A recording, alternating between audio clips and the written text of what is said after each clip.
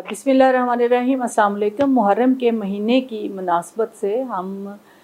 तसव्वुफ़ और वाक़या करबला के हवाले से कुछ बातें करेंगे। अगर हम देखें तो तसव्वुफ़ और वाक़या करबला में हमें कई मुमासलतें नज़र आती हैं, इसलिए कि तसव्वुफ़ का दायरा कार भी बहुत वसी है, इसमें तमाम मज़ाहिब की कदरें शामिल हैं और वाक़या करबला भी एक ऐसा वाक़या है कि जिसका नतीजा जिसका सबक पूरी दुनिया के लिए है और अपनी असर अंगेज़ी और रुझान के हवाले से भी कि दोनों आलमगीरियत और आफाकियत के हामिल हैं। अब तसव्वुफ़ की जब हम बात करते हैं तो तसव्वुफ़ अदियान का मग़ज़ और रूह है, यानी तमाम जो मज़ाहिब हैं उनका मग़ज़ और रूह हम तसव्वुफ़ को कह सकते हैं, क्योंकि इसमें उनकी तमाम मज़ाहिब की अच्छी बातें शामिल हैं। और इन जो मज़ाहिब हैं, तमाम मज़ाहिब हैं, उनकी कदरों से जब तसव्वुफ़ यानी सूफ़ी जो है जब इस्तिफ़ादा करता है तो उसका वो इस्तिफ़ादा करना तसव्वुफ़ को आफाकी हैसियत देता है। और इस तरह हम ये भी कह सकते हैं कि तसव्वुफ़ किसी ख़ास मज़हब या फ़िक्र की चार दीवारी में महदूद नहीं है, बल्कि ये वुसअत के हवाले से पूरी कायनात, पूरी दुनिया में फैला हुआ है। हमारा ये भी मानना है कि हर बशर में खुदा की रूह ज़हूर करती है, क्योंकि हर इंसान की रूह में खुदा की रूह ही है। इस तरह खुदा और इंसान का जो ताल्लुक़ है, रूहानी ताल्लुक़ है, वो उस्तवार होता है। और हमारी रूह अगरचे मादियत का चोला पहनती है, क्योंकि उसके साथ एक जिस्म है और जिस्म में ज़हूर करती है, जिस्म मादियत का मज़हर है, लेकिन इसके बावजूद वो खुदा से अपनी जुड़त बनाए रखती है और वो एक तरफ मादियत का सफ़र भी तय करती है और दूसरी तरफ खुदा से अपना जो ताल्लुक़ है वो जुड़त बनाए रखती है। और इस जुड़त को हम एक रूहानी ताल्लुक़ कह सकते हैं, एक ऐसा ताल्लुक़ जो बहुत मज़बूत है, अटूट है, कभी ना टूटने वाला है। और इसी रूहानी ताल्लुक़ के बायस हर इंसान के दिल पर कुछ ऐसी अलूही बशारतें नाज़िल होती हैं, वारिद होती हैं कि जो सिर्फ़ वो महसूस कर सकता है, उनको बयान करना मुश्किल होता है। लेकिन जब मादियत का गलबा बढ़ जाता है तो फिर जो रूह पर नाज़िल होने वाली वारदातें हैं उनके दरमियान भी रुकावट पैदा हो जाती है। यानी आप देखेंगे जिस तरह शीशा मैला हो तो उसमें शक्ल नज़र नहीं आती, इसी तरह अगर मादियत का गलबा हो जाएगा तो फिर खुदा और इंसान के दरमियान जो ताल्लुक़ है वो भी धुंधला पड़ जाता है। और ये एक ऐसा मुकाम होता है कि जब इंसान फिर अजीब तरह की तिशनगी और परेशानी का शिकार हो जाता है। अब सूफ़ी एक ऐसा जौहरी है, उसे इल्म है कि किस तरह उसने अपना ये राब्ता बहाल रखना है रूह मुतलिक से, यानी रब की रूह से किस तरह राब्ता बहाल रखना है। और इसके लिए वो अपने जो नफ्स का बुत है, जो हमारा ये ज़ाहरी वजूद है, इसमें जो मट्टी है, इसमें जो कूड़ा करकट है, वो इसको रियाज़त की आग में जलाकर खाकस्तर करता है। यानी जब हमने देखा है कि सोना, जिस तरह सोने को पिघलाते हैं आग में, भट्टी में, तो फिर उसमें सारा मैल साफ़ हो जाता है और वो असली सोना निकल आता है। इसी तरह सूफ़ी जो होता है वजूद के इंसान के वजूद को, यानी अपने वजूद को रियाज़त जो चिल्ला काटता है वो उसमें उसकी भट्टी में जलाता है और फिर उसमें जो खोट होता है, जितनी मैल होती है वो धुल जाती है और उसका जो उजलापन है वो सामने आ जाता है। और इस तरह वो जो तमाम वहम हैं, साए हैं और भटकने के अंदेशे हैं वो गायब हो जाते हैं। दिल की जो शफाफियत होती है वो हमारी नज़र का आईना भी साफ़ करती है, क्योंकि नज़र का और दिल का आपस में बड़ा गहरा ताल्लुक़ होता है। ये नहीं हो सकता कि हमारे दिल में गंदगी के ढेर पड़े हुए हों और हमें बाहर खूबसूरती नज़र आए, अच्छी चीज़ें नज़र आए। बाहर जितनी भी खूबसूरती होगी, सब्ज़ा होगा, नूर होगा, लेकिन अगर हमारे दिल में बुराई होगी, हमारे दिल में अंधेरा होगा, हमारे दिल में चांदनी नहीं होगी, रोशनी नहीं होगी, तो हमें बाहर भी अंधेरा दिखाई देगा, बुराई देगी, हम हर वक्त गिला करते रहेंगे, क्योंकि हमारा अंदर हम पे ज़ाहिर होता है। इसलिए नज़र के आईने की शफाफियत जो है وہ دل سے جڑی رہتی ہے، اور صوفی دل کی صفائی کا بہت زیادہ خیال کرتا ہے، اور جب وہ دل کی صفائی کا خیال کرتا ہے تو پھر اس کو وہاں صرف ایک ہستی نظر آتی ہے، رب کی ہستی، اس کے علاوہ ہر شے اس کی نظروں سے اوجھل ہو جاتی ہے۔ اور میں ہمیشہ یہ بات کہتی ہوں کہ صوفیاء محبت کی آگ میں جلے ہوئے ایسے لوگ ہیں جن کے دل کھوٹ اور آلودگی سے پاک ہیں۔ یعنی آپ دیکھیں کہ محبت کی آگ جو ہے، عشق کی آگ، وہ انسان کو سونا بناتی ہے، اور صوفی اس آگ میں جل کر اپنے من کی تمام آلودگی اور کھوٹ سے خود کو پاک صاف کرتا ہے۔ اب جب ہم کربلا کے حوالے سے بات کرتے ہیں تو صوفی جو ہے وہ کربلا کا مسافر ہے، اس کا ظاہر بھی اور باطن بھی، یعنی وہ دونوں حوالوں سے کربلا میں مسافت کے مراحل طے کرتا ہے۔ اور ظاہری حوالے سے ہم مادی حوالے سے کربلا کو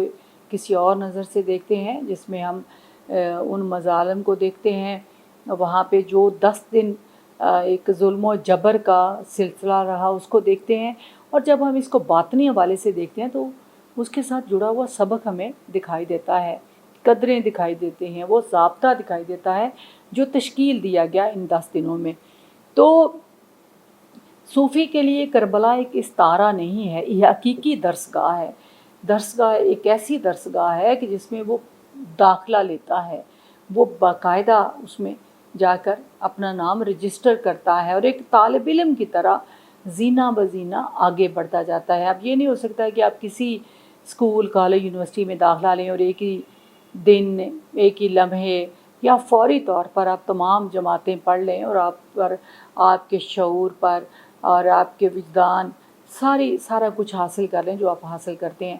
علم کا راستہ، وجدان کا راستہ، دانش کا راستہ ایسا ہے کہ آپ کو زینہ بزینہ چلنا پڑتا ہے۔ اس طرح صوفی بھی کربلا کے سفر کے دوران زینہ بزینہ اوپر کی طرف، ترقی کی طرف چلتا ہے، اور وہ اب اس کا جو یہ سارا مطالعہ ہے، اس کی جو پڑھائی ہے، وہ صرف زبانی نہیں ہے، وہ صرف تقریر نہیں ہے، وہ صرف مناظرہ نہیں ہے کہ وہ دوسروں سے بحث کرتا ہے کہ مجھے یہ پتہ ہے آپ کو یہ پتہ نہیں، بلکہ وہ سب کچھ عملی طور پر اخذ کرنے کی کوشش کرتا ہے، اور عملی تجربے سے علم جو منتقل کیا جاتا ہے وہ صوفی کا ایک طرح سے اس کی ایک انفرادی صلاحیت ہے، اس کا انفرادی کارنامہ ہے۔ اب صوفی کے دل پر حضرت امام حسین علیہ السلام کے کربلا میں قیام کے دوران ان پر جو پہلی بشارت نازل ہوتی ہے صوفی کے دل پر، یعنی اس نے اپنے سامنے حضرت امام حسین علیہ السلام کے کربلا میں قیام کے دنوں کا ایک خاکہ رکھا ہے، ایک منظرنامہ رکھا ہے، اور جب وہ ان کو دیکھتا ہے، سوچتا ہے، غور و فکر کرتا ہے، جو اس کے دل پر جو پہلی بشارت نازل ہوتی ہے وہ یہ ہے کہ عشق حقیقی سب کچھ ہے،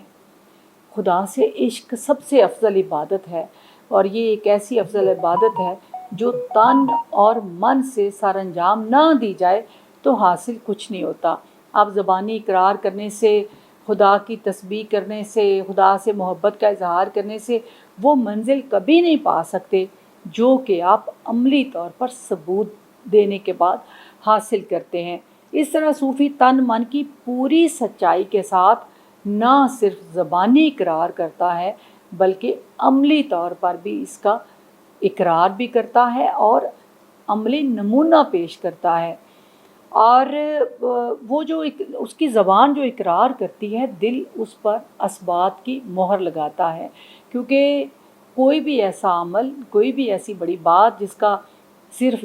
زبان ہماری اقرار کرے، دل مہر نہ لگائے تو وہ بات پکی نہیں ہوتی، وہ تو ایک ہوا میں اڑنے والی بات ہو جاتی ہے۔ دل کی مہر سب سے زیادہ ضروری اور لازم ہوتی ہے، اور جب کوئی بات ایسی ہو کہ جس کا زبان اقرار کرے اور دل مہر لگائے تو پھر وجود اس کو خود پر لاگو کر لیتا ہے، وہ بات وجود پر لاگو ہو جاتی ہے اور ایک ضابطہ بن جاتی ہے۔ تو صوفی جو ہے، اسی لیے ہم دیکھتے ہیں کہ ظاہر پرستوں کی مخالفت کرتا ہے، کیونکہ وہ سمجھتا ہے کہ جو ظاہر پرست ہیں وہ صرف ذکر و اذکار میں مصروف رہتے ہیں، लेकिन उनका दिल और दिमाग मुख्तलिफ़ हवालों से नफ़ा और नुकसान के चक्रों में पड़ा रहता है, और जो उनका दिल दिमाग कह रहा, जो उनकी ज़बान इकरार कर रही होती है, दिल और दिमाग उसकी गवाही नहीं दे रहे होते, इसलिए कि दिल दिमाग में कुछ और चीज़ चल रही होती है। और वो हर वक्त उनका दिमाग जो है वो जन्नत और दोज़ख के हिसाब किताब लगाने में और नफ़ा नुकसान का हिसाब किताब लगाने में गर्क रहते हैं। और जब आपके दिल में दो चीज़ें एक ही वक्त में चल रही होती हैं तो फिर आप किसी भी तरफ नहीं होते, बल्कि जो ज़ाहिरियत है, जो मादियत है, वो उस वक्त गालिब होती है। इसलिए सूफ़ी जो है वो तन मन की इबादत का कायल है जिसका नाम इश्क है। और फिर वो जो उसका उसका क्योंकि रुख एक हस्ती की तरफ है जिसको हम इश्क हकीकी कहते हैं, उसमें फिर वो दो रास्तों का मुसाफिर नहीं बनता, ना वो तकसीम होता है। क्योंकि जब हम इंसान की ज़ात दो रास्तों के मुसाफिर हो जाती है तो वो ख़ुद भी तकसीम हो जाती है, कभी वो एक रास्ते पर चल पड़ता है, कभी दूसरे पर चल पड़ता है। तो इसलिए सूफ़ी हमें एक रास्ते का मुसाफिर नज़र आता है। और सूफ़ी की इबादत जो है वो सिर्फ़ रिचुअल्स तक महदूद नहीं है। रिचुअल्स वो जब अदा करता है, यानी ज़ाहिरी जो हमारे अरकान हैं इस्लाम के, वो जब अदा करता है तो वो इस तरह अदा करता है, यानी नमाज वो इस तरह अदा पढ़ता है जैसे अपने महबूब से मोहब्बत का इजहार कर रहा हो, क्योंकि उसमें इश्क शामिल होता है। और वो सिर्फ़ ज़ाहिरी तौर पर आपको ऐसे नहीं लग रहा कि वो रुकू में है, वो सजदा कर रहा है, बल्कि जब वो रुकू में होगा तो उसके मतलब भी समझ रहा होगा और उसका अपने रब से इजहार भी कर रहा होगा कि मैं तेरी बारगाह में आया हूँ और तेरे सामने झुका हूँ, तेरा ही बंदा हूँ, तो इससे मोहब्बत करता हूँ। दिल की बात उस करता है अपने रब से, अपने रब का शुक्र अदा करता है कि तुमने मुझे इतनी नेमतें दी हैं, मेरा ख्याल रखते हो, मेरी शारक के करीब हो, मेरे दिल में बसते हो, मेरी बात सुनते हो। तो ये सूफ़ी का जो इबादत का तरीका वो ये है। और ये मैं समझती हूँ कि इसका ताल्लुक़ भी करबला से जुड़ता है, क्योंकि उसका हर पल जो है वो अमल के साथ बंधा हुआ है। और इसलिए कोई भी कभी भी कोई ख्याल जो है वो उसके और उसके रब के दरमियान हाइल नहीं हो सकता, क्योंकि वो रब जो है वो आशिक और माशूक की तरह है और उसका इश्क कितना पक्का है कि उसे अपने माशूक के अलावा दुनिया की कोई चीज़ नज़र ही नहीं आती है। तो उसके लिए जो सूफ़ी के लिए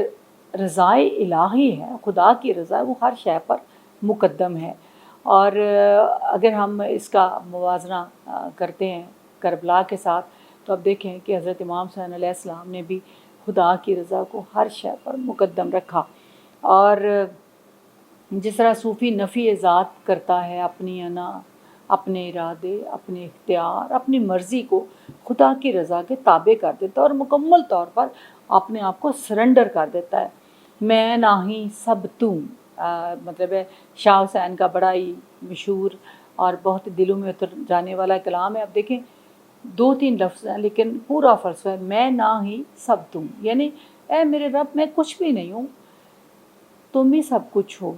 मुझ में भी तुम ही हो और तेरा ही इजहार है। इसी तरह मियाँ मोहम्मद बख्श का एक शेर है कि गल मेरी हथ तेरे सजना, उच्चा सा ना परना। गल मेरी हथ तेरे सजना, उच्चा सा ना परना। जो कुछ चाहें सोयो चंगा, जो आखें सो करना। यानी एक हुक्म का ग़ुलाम बंदा, यानी ये जो ग़ुलामी है ये भी बहुत बड़ी बादशाही है, क्योंकि खुदा के साथ ताल्लुक़ है, मोहब्बत का ताल्लुक़ है और यह सर करना है उसकी रज़ा के सामने, उसकी रज़ा को अपनी रज़ा बनाना है। तो इसके अलावा सूफ़ी की कोई और दूसरी मुराद और तमन्ना नहीं। जब हमारे दिल में बहुत सारी तमन्नाएँ, मुरादें इकट्ठी हो जाती हैं तो फिर मसला पैदा होता है। सूफ़ी की तमन्ना खुदा की रज़ा है और फिर वो रज़ा को लेकर चलता है तो पूरी इंसानियत उसके साथ जुड़ती चली जाती है, क्योंकि मखलूक की मोहब्बत, मखलूक की खिदमत जो है वो ही खुदा की रज़ा का बायस बनती है, उसकी खुशनुदी की। अब सूफ़ी के सामने जो दुनिया की बेसबाती है, दुनिया की बेसबाती के अलावा दुनिया का जो फ़ानी रंग है वो भी बड़ा अहमियत का हामिल है। उसे पता है कि ये दुनिया मिट जाने वाली है और हमेशा रहने वाली ज़ात खुदा की है। इसलिए मैंने उस दुनिया को ठीक करना है, उस दुनिया में अपना मुकाम बनाना है, उस दुनिया की फ़िक्र करनी है जहाँ मुझे हमेशा रहना है और जहाँ मुझे जवाबदेही है। تو وہ محبوب حقیقی سے جس دنیا میں اس کا وصل ہوگا، ملاقات ہوگی، سامنا ہوگا، جواب دہی ہوگی، اس دنیا کی زیادہ قدر کرتا ہے۔ یوں وہ اس دنیا کی قدر کرتے ہوئے اس دنیا کو بھی بہتر بناتا ہے، کیونکہ اپنے ہر عمل کو وہ بالکل صحیح رستے پر ڈالنے کی کوشش کرتا ہے۔ اب جب ہم بات کرتے ہیں آخرت کی، تو ہمیں کسی بھی حوالے سے پریشانی کا شکار نہیں ہونا چاہیے، کیونکہ آخرت میں کوئی ایسا سوال نہیں ہوگا، کوئی ایسی چیز نہیں ہوگی جو کہ ہمارے اعمال سے ہٹ کر ہو، ہمارے فرائض سے ہٹ کر ہو۔ خدا نے ہماری زندگی متعین کی ہوئی ہے، ہمیں سب کچھ بتایا ہوا ہے، نبی پاک صلی اللہ علیہ وسلم کی زندگی ہمارے سامنے ہے اور قرآن پاک ہمارے سامنے ہے۔ تو اس لیے ایک طرح سے یہ جو ہمیں سوال پوچھے جانے ہیں وہ تمام آؤٹ کر دیے گئے، ہمیں بتا دیا گیا کہ کیا کیا پوچھا جائے گا، کس طرح آپ کی ترقی ہوگی، آپ کا جو رتبہ بڑھے گا۔ اور کیونکہ موت کے بعد ہم اس پر پروگرام پہلے بھی کر چکے ہیں کہ موت جو ہے وہ مٹنے کا نام نہیں ہے، انتقال کا نام ہے، ایک اس رتبے سے بڑے رتبے پہ جانے کا نام ہے۔ تو اس لیے صوفی کو وہ جو رتبہ حاصل کرنے کے لیے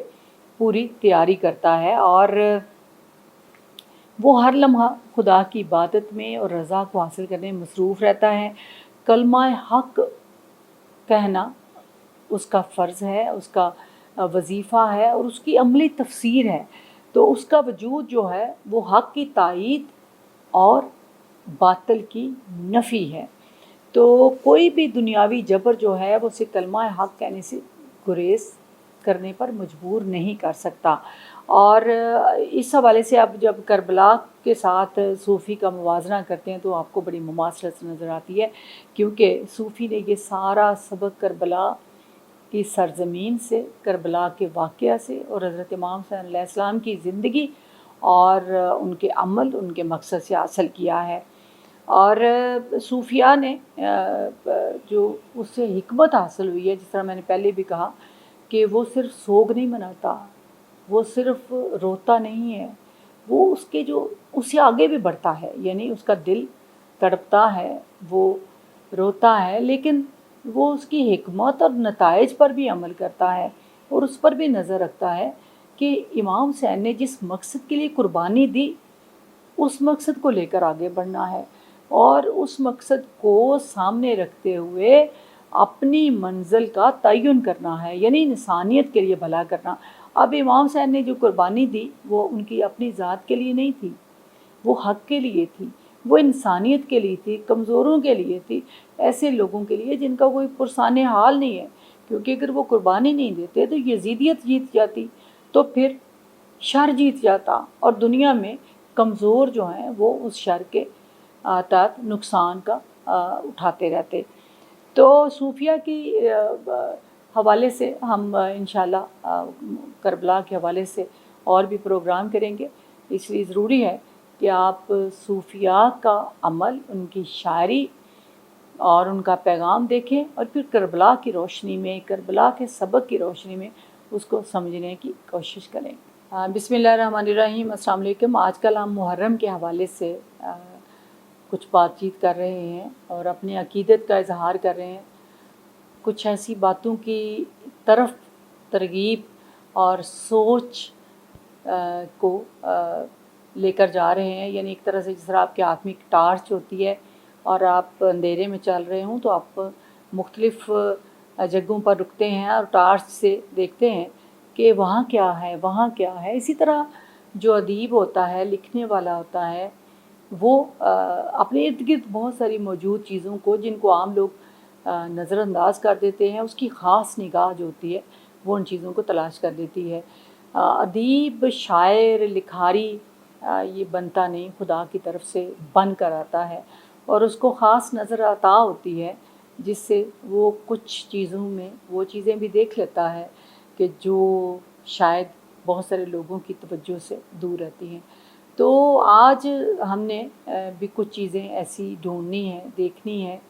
اور اپنی زندگیوں میں اجالا کرنے کی کوشش کرنی ہے۔ کربلا کے حوالے سے اگر ہم بات کریں تو ہماری جو شاعری ہے ہماری جو نسل ہے، اور بہت ساری ایسی ہمیں اصناف نظر آتی ہیں کہ جن کا کربلا سے بڑا گہرا رابطہ ہے، واسطہ ہے. یعنی آپ دیکھیں کہ واقعہ کربلا نے ہماری شاعری کو مالا مال کر دیا. وہ دکھ، درد اور ایک جو حزن و ملال کا تاثر ہے، وہ کرب و بلا کے بغیر ہماری شاعری میں کبھی سما نہیں سکتا.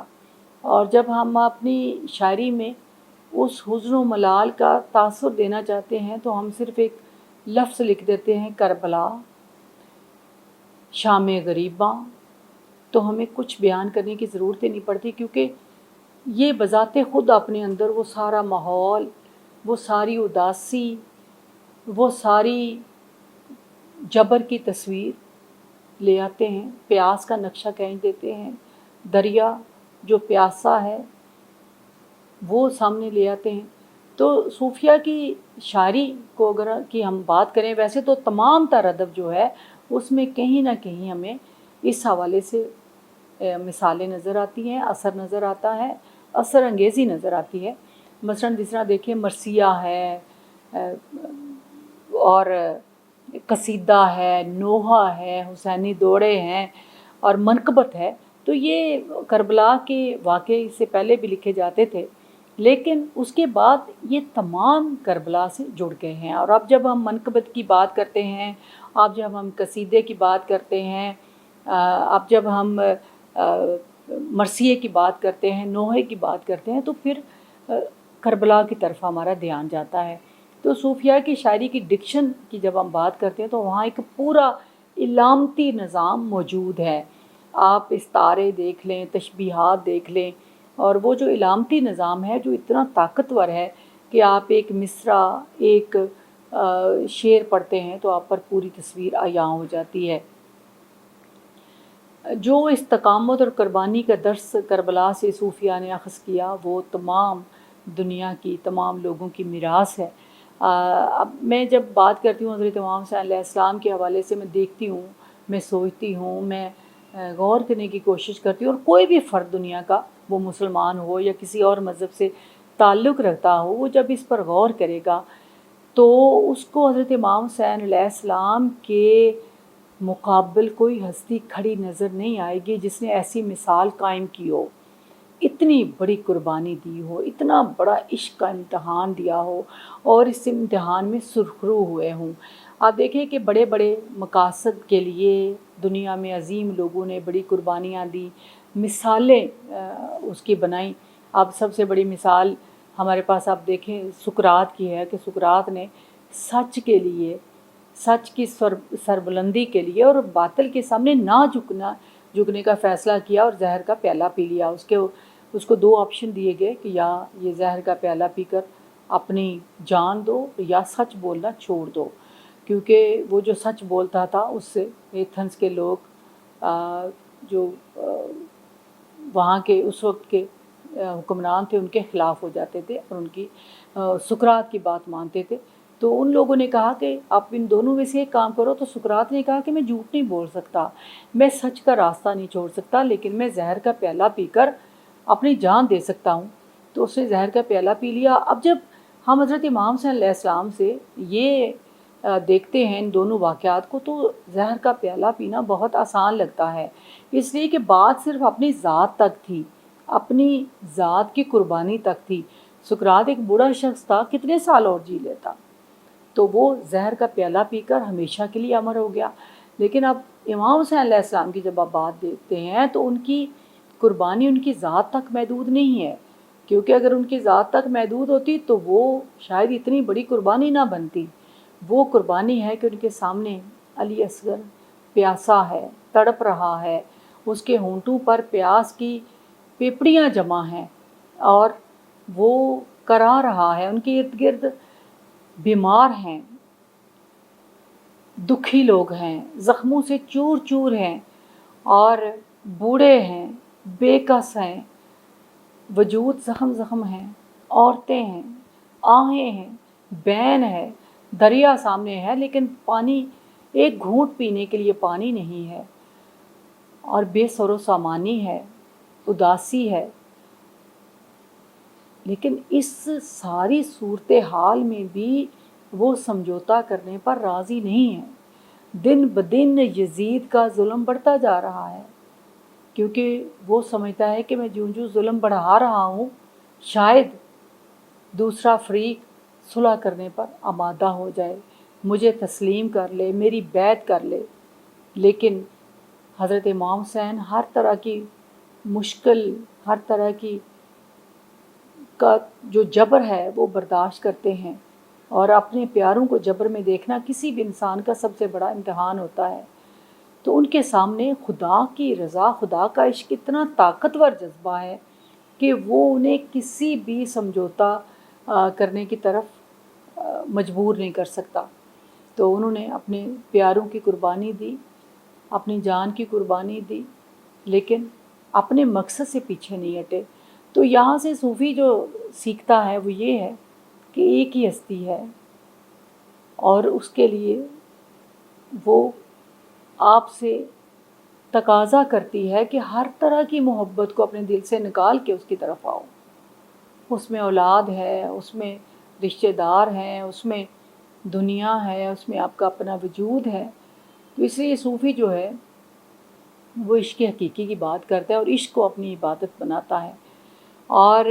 پھر وہ ایک ایسی منزل، ایک ایسے رستے کی طرف چلتا ہے